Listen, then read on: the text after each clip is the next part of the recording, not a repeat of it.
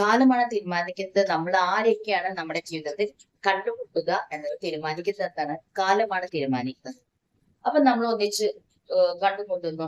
അത് ഏത് relationship, friends ആവാം, അല്ലെങ്കിൽ നമ്മുടെ കൂടെ പഠിച്ചവരാകാം, ഏത് റിലേഷൻഷിപ്പ് ആയാലും, അല്ലെങ്കിൽ നമ്മുടെ ജീവിത പങ്കാളിനെ കണ്ടെത്തിയതാവാം, നമ്മുടെ ജീവിതത്തിലേക്ക് നമ്മുടെ കുഞ്ഞുങ്ങൾ വന്നതാവാം, എന്തായാലും ആ കാലാണ് അത് തീരുമാനിക്കുന്നത്. നെക്സ്റ്റ് അതിന്റെ ലെവല് വരുന്നത് ഹൃദയം ആ ബന്ധങ്ങളെല്ലാം അടുപ്പിക്കുന്നു.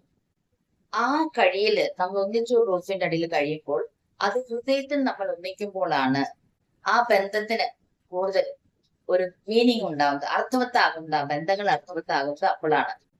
അപ്പൊ കാലം നമ്മൾ ഒന്നിപ്പിക്കുന്നു, ഹൃദയം നമ്മൾ അടുപ്പിക്കുന്നു. തേർഡ് സ്റ്റേജ് ആണ് the character or the behaviour decide how long you can travel with relationship. എത്ര നാൾ നമുക്ക് ഈ ബന്ധങ്ങളിൽ തുടരാൻ കഴിയും. വെറും തുടർച്ചയല്ല, സമാധാനത്തോടും സന്തോഷത്തോടും കൂടി ഒരു ത്രില്ലോട് കൂടി എത്ര നാൾ തുടരാൻ കഴിയുമെന്ന് തീരുമാനിക്കുന്നത് നമ്മുടെയൊക്കെ ബിഹേവിയർ ആണ്. പക്ഷെ നമ്മൾ ആരും പെർഫെക്റ്റ് അല്ല. അതിന് ഒരു വലിയൊരു പ്രോബ്ലം നമ്മുടെ ഹ്യൂമൻ ബീങ്സിന്റെ ആയാലും എന്തിന്റെ ആയാലും വി ആർ നോട്ട് പെർഫെക്റ്റ്.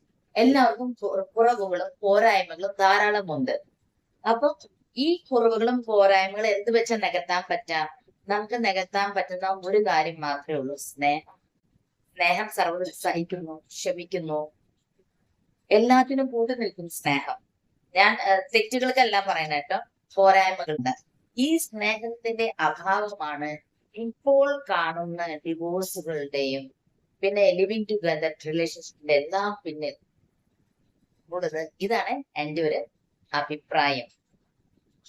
അപ്പൊ നിങ്ങൾക്ക് ഈ വീഡിയോ കുറിച്ചുള്ള, ഈ റീലിനെ കുറിച്ചുള്ള അഭിപ്രായങ്ങളും ഇതെല്ലാം നിങ്ങൾ കമന്റ് ബോക്സിൽ അറിയിക്കുക. കണ്ടന്റ് ഇഷ്ടപ്പെട്ടാൽ സബ്സ്ക്രൈബ് ചെയ്ത് സപ്പോർട്ട് ചെയ്യാനും ലൈക്ക് അടിക്കാനും മറക്കരുത്. ഞാൻ ഒരു അധ്യാപികയാണ്, കോളേജ് അധ്യാപിക. MBA സ്റ്റുഡൻസിന് ക്ലാസ് എടുക്കുന്നു.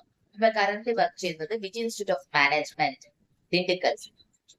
താങ്ക്സ്.